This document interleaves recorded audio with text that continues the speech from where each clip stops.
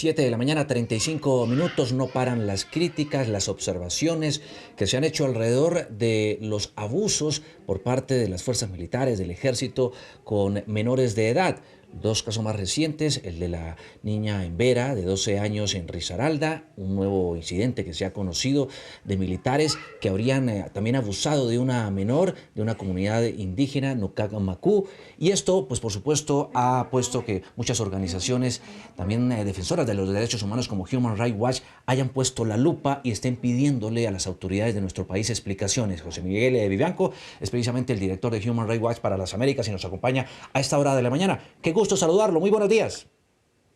Muy buenos días, Juan Diego. Un gusto estar con ustedes. Quisiera conocer su visión, su punto de vista sobre lo que está ocurriendo con los militares, con la fuerza pública, frente a los casos repetitivos de abuso contra menores de edad. A su juicio, a su modo de ver, todo esto que está pasando en nuestro país, ¿es algo que definitivamente se volvió frecuente, recurrente dentro de la forma sistemática en la que operan nuestras fuerzas militares? A ver, Juan Diego, creo que la evidencia muestra que estos no son casos aislados, que estos no son incidentes que ocurren de vez en cuando, eh, digamos cada 3, 4, 10 años.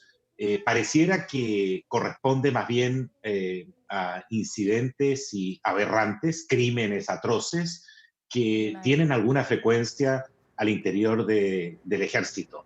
Aquí lo que se configura es un abuso de poder por parte de soldados que pertenecen a la institución probablemente más poderosa del país y que se aprovechan de ese poder para ejercerlo contra mujeres y niñas que pertenecen a las comunidades probablemente más vulnerables del país. Estamos ante una situación de la mayor gravedad que demuestra que los mecanismos internos del ejército de control, de fiscalización, no están funcionando. El ejército pareciera estar más interesado en proteger su reputación. Y por eso cuando, por ejemplo, el general Zapateiro reconoce y denuncia que existen más de 118 casos bajo investigación a nivel interno que corresponden a varios años, creo que demuestra que el ejército está en antecedentes de este problema, que es evidentemente es un crimen atroz, pero que con el correr del tiempo la institución ha estado más preocupada de resguardar el prestigio de la corporación en lugar de sancionar ejemplarmente a los responsables de estos crímenes atroces.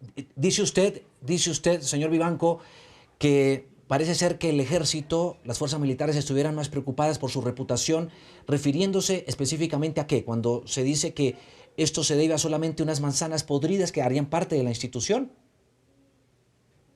Pero, mira, Juan Diego, si fueran solo manzanas podridas, ¿no? Las que incurren en estos crímenes aberrantes, creo que no habría mayor problema en abordar este problema, denunciarlo, apartar a esos soldados, investigarlos y sancionarlos ejemplarmente y obviamente colaborar con la fiscalía que tiene la principal responsabilidad de investigar estos hechos. Pero da la impresión que a lo largo de los años, y estos hechos no están solamente concentrados en el Guaviare, en Risaralda, también hay en Nariño, realmente no tenemos un cuadro completo de cuál es la extensión del problema, en parte porque muchas de las víctimas tienen miedo de denunciar. Sin embargo, insisto, da la impresión que la actitud de las máximas autoridades en los últimos años, y no me refiero a las actuales, porque esto es un problema que se arrastra durante muchos años, ha sido el de preocuparse o temer porque la institución sea estigmatizada y no enfocarse en reprimir estos hechos, castigarlos ejemplarmente, denunciarlos públicamente ante la justicia y asegurarse que no se vuelvan a repetir. Director, me llama poderosamente la atención que usted nos diga que no son casos aislados. Human Rights Watch, ¿cuántos casos tiene documentados de este tipo y que involucre a militares colombianos con escándalos sexuales? Mire, Mónica, el propio general Zapateiro ha dicho que tiene 118 casos bajo investigación. nosotros tenemos 9 casos del Guaviare, de personas de casos relativamente recientes, de niñas y mujeres que no han formalizado la denuncia y no lo han hecho por temor. Y como esos, hay muchos otros situaciones similares, porque no les dan garantías que las investigaciones puedan tener éxito. De allí la importancia que tiene el viaje de la vicefiscal este fin de semana, la vicefiscal Mancera, al Guaviare, a recoger testimonios, a fortalecer los mecanismos de investigación. Es muy importante que la Fiscalía fortalezca las oficinas regionales, las oficinas locales para que puedan recoger este tipo de investigaciones, de este tipo de denuncias y hacer las investigaciones correspondientes. El cuadro completo, Mónica, del problema no lo conocemos. No sabemos, no podría afirmarte yo responsablemente cuál es el alcance de este fenómeno, pero estos no son casos aislados desde el momento en que el propio ejército reconoce que tiene 118 casos bajo investigación. Claro, pero lo que preocupa tal vez más no es solamente el que haya más de 100 casos que estén en este momento cursando en investigación, sino la pregunta es, o que se haría más de un televidente, es ¿y cuántos de esos casos han sido verdaderamente sancionados? ¿Cuántos han cumplido y llegado al fin del proceso y ha llevado a tomar decisiones concretas? La impunidad aquí también es determinante. ¿Qué manejan ustedes o qué datos conocen ustedes sobre eso, sobre los casos de impunidad que hay alrededor de las fuerzas militares con estos episodios? Juan Diego, le respondo de la siguiente manera. La información que existe sobre esta materia es escasa, no abunda. No hay mayores datos. Aquí se requiere de una cooperación, yo diría, eficiente, una cooperación comprometida, esencialmente por parte de la Fiscalía. Por eso es que me parece muy importante el viaje de la vicefiscal Mancera, alguien que tiene un récord y un prestigio como funcionaria de la Fiscalía incuestionable. Me parece que es muy importante que ella pueda liderar este proceso para conocer la magnitud del problema. Nuestra impresión, basada en los datos que nosotros controlamos, que nosotros conocemos, es que la impunidad lamentablemente ha sido hasta ahora la regla. Y le advierto que este fenómeno va a tener repercusiones en relación con la cooperación bilateral en materia de asistencia militar a Colombia por parte de los Estados Unidos. Ya el Senado y importantes líderes del Senado y del Congreso de los Estados Unidos han hecho planteamientos públicos rechazando este tipo de prácticas aberrantes o crímenes aberrantes por parte del ejército y esperando una respuesta contundente por parte del Estado colombiano. Ustedes han hablado en informes que se han presentado desde la ONG de falta de rigor en la capacitación de los militares colombianos. ¿A qué se refiere, director? Nos referimos a que el proceso de formación, el proceso de entrenamiento, los mecanismos que existen para fiscalizar la conducta, tanto de soldados como oficiales al interior del ejército, y sobre todo la falta de transparencia de esa institución en relación con estos temas, hacen que sea muy difícil erradicar este tipo de abusos.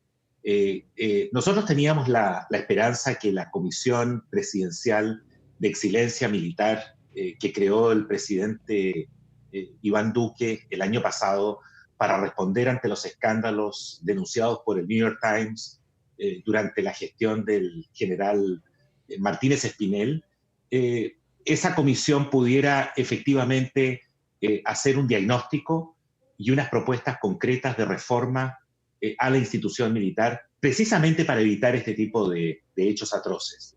Lamentablemente, el informe final, que debió haber sido presentado en noviembre del año pasado, hasta ahora no lo conocemos y esperamos, se nos dice que en agosto podría estar listo ese informe, esperamos que el informe de estos expertos designados por el presidente Iván Duque haga concretas propuestas que permitan erradicar abusos atroces como los que estamos hoy día comentando en Caracol. Sí, la organización que usted preside tiene mucho eco en los Estados Unidos, en el Congreso de ese país, en las ayudas que da el gobierno estadounidense a Colombia, y dice usted, todo esto va a tener unas duras repercusiones que se van a ver próximamente. ¿A qué se refiere exactamente?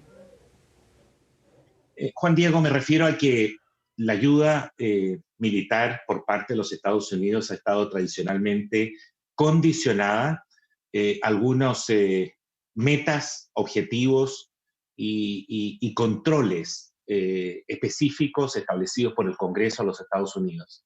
Esas metas, esos objetivos y controles exigen respeto por estándares básicos en materia de derechos humanos.